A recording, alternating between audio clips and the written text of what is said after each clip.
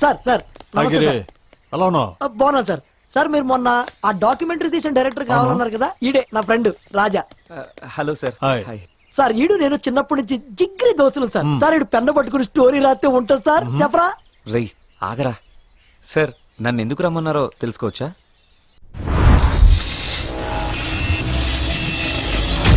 అలా అనుమానాస్పదంగా చనిపోయిన అమ్మాయి గురించి కానీ ఆ కేసు గురించి కానీ ఈ రోజు వరకు మాకు ఎటువంటి ఆధారాలు దొరకలేదు.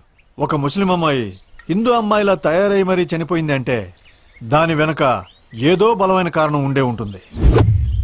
కానీ అక్కడ జనం అదేదో పారానార్మల్ యాక్టివిటీ అంటున్నారు. యూట్యూబ్లో నువ్వు చేసిన డాక్యుమెంటరీ చూశాను. నాకెందుకు నువ్వైతే నీ కేసుని కరెక్ట్గా డీల్ చేసి దానికి సంబంధించి క్లూస్ రాబట్టగలనిపిస్తోంది. అదేంటి సార్, డిపార్ట్మెంట్లో ఉండి మీరే ఏం చేయలేకపోతే నేనేం చేయగలను? యు ఆర్ రైట్ రాజా. నాకు కూడా అర్థం కాని విషయం ఏంటంటే నా సర్వీస్లో నేను ఎన్నో కేసులు డీల్ చేశాను, కానీ ఒక్క ఎవిడెన్స్ కూడా దొరకని కేసు ఏదైనా ఉందంటే ఇదే. ఏ యాంగిల్లో ఈ కేసుని ఇన్వెస్టిగేట్ చేద్దామన్నా ఆ దారి మూసుకుపోతూ ఉంది. ఏదో తెలియని శక్తి ఆపేస్తోంది.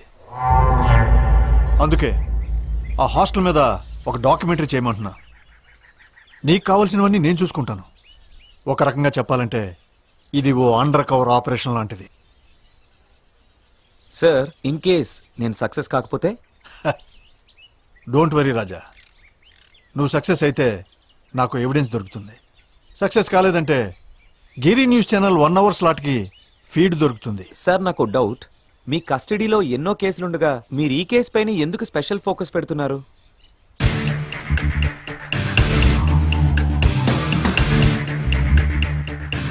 నా ఒక్కగానొక్క తమ్ముడు గౌతమ్ యుఎస్ఎల్ చదువుకోవాలని చాలా ఆశ పెట్టుకున్నాడు. కానీ బెడ్ మీద కోమాలో ఉన్నాడు.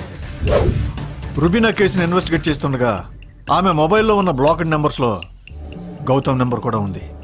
దాంతో వాడిని తప్పక అరెస్ట్ చేసి విచారించాల్సి వచ్చింది.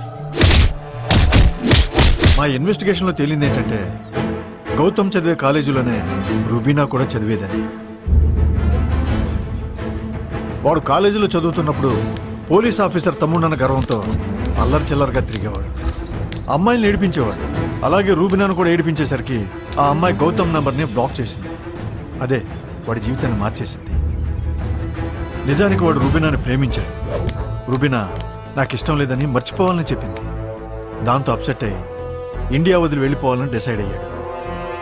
కానీ రూబినా సూసైడ్ వల్ల వాడి మీద ఎఫ్ఐఆర్ ఫైల్ అయ్యి వీసా రిజెక్ట్ అయింది. ఆ డిప్రెషన్తోనే వాడు కోమాలోకి వెళ్ళిపోయాడు. ఇన్ కేసు వాడు కోమా నుంచి బయటకు వచ్చినా మళ్ళీ జైలుకి వెళ్లాల్సిందే.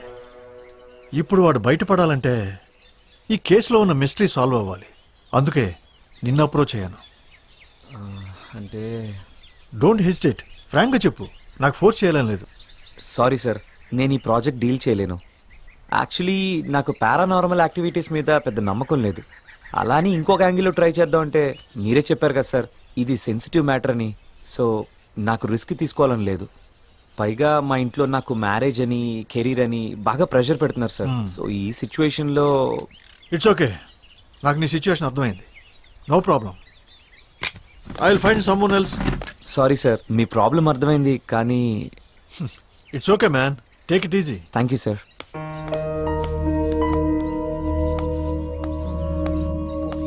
ప్లాన్ చేసిన 5 మనం తీసుకుంటాం, మిగతా 2.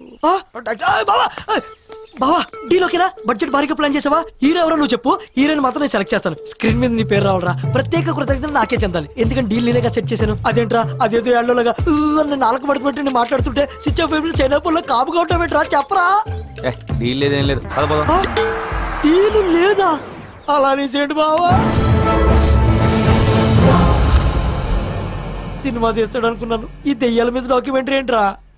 నాకెందుకో ఈ అరవింద్ ఏదో డబుల్ గేమ్ ఆడుతున్నాడని డౌట్ రా. డబుల్ గేమా?